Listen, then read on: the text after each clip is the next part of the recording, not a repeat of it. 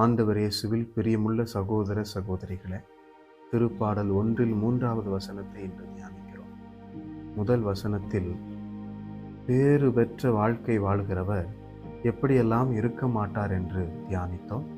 2வது வசனத்தில் அவர் இறை வார்த்தையில் மகிழ்ந்து அதை வாழ்வாக்குவதில் நிலைத்திருப்பார் என்று வாசித்தோம்.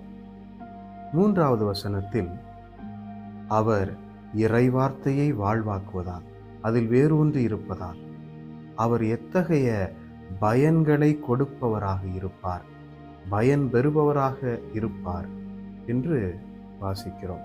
திருப்பாடல் ஆசிரியருடைய வரிகளில் அவர் நீரோடையோரம் நடப்பட்ட மரம் போல இருப்பார், பருவ காலத்தில் கனி தந்து என்றும் பசுமையாய் இருக்கும் அம்மரத்திற்கு ஒப்பாவார், தாம் செய்வதனைத்திலும் வெற்றி பெறுவார் என்று வாசிக்கிறோம். நீரோடையோரம் நடப்பட்டிருக்கக்கூடிய மரம் எந்நாளும் தண்ணீர் சத்து நிறைந்து பலன் கொடுக்கக்கூடிய மரமாக, செழிப்பான மரமாக இருக்கும் என்பது நாம் அறிந்ததே.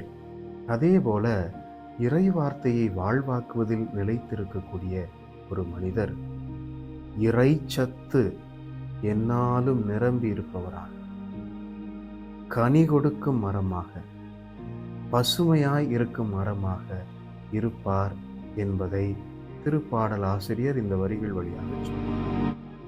எரேமியா புத்தகம் 17வது அதிகாரம் 7-8 வசனத்திலே நாம் இப்படி வாசிக்கிறோம். ஆண்டவரில் நம்பிக்கை வைப்போர் பேறு பெற்றோர், ஆண்டவரே அவர்களது நம்பிக்கை, அவர்கள் நீர் அருகில் நடப்பட்ட மரத்திற்கு ஒப்பாவர், அது நீரோடையை நோக்கி வேர் விடுகிறது, வெப்பமிகு நேரத்தில் அதற்கு அச்சமில்லை, அதன் இலைகள் பசுமையாயிருக்கும், வறட்சி மிகு ஆண்டிலும் அதற்கு கவலையே இராது, அது எப்போதும் கனி கொடுக்கும் என்று வாசிக்கிறோம். ஆக கடவுள் மீது நம்பிக்கை கொண்டு அவருடைய வார்த்தையை வாழ்வாக்குவதில் நிலைத்திருக்கும் ஒருவர் எல்லா காலத்திலும் பசுமையாயிருந்து கனி கொடுப்பவராக, அவருக்கு மட்டுமல்ல பிறருக்கு வாழ்வு கொடுப்பவராக இருப்பார் என்று திருப்பாடல் ஆசிரியர் நமக்கு இந்த வரிகள் வழியாக தெளிவுபடுத்துகிறார். தாம் செய்வதனைத்திலும் வெற்றி பெறுவார் என்ற வரிகள் வழியாக அவருடைய வாழ்க்கையில் குறையே இருக்காது. அவர் ஏறெடுக்கக்கூடிய எல்லா காரியங்களிலும், முன்னெடுக்கக்கூடிய எல்லா காரியங்களிலும் இறைச்சத்தோடு நிரம்பி இருப்பதால் அவர் வெற்றி காண்பார் என்று திருப்பாடல் ஆசிரியர் நமக்கு கொடுக்கிறார். யோவான் நற்செய்தி 15வது அதிகாரம் 5வது வசனத்திலே இயேசு சொல்லுகிறார், ஒருவர் என்னுடனும் நான் அவருடனும் இணைந்திருந்தால் அவர் மிகுந்த கனி தருவார் என்று.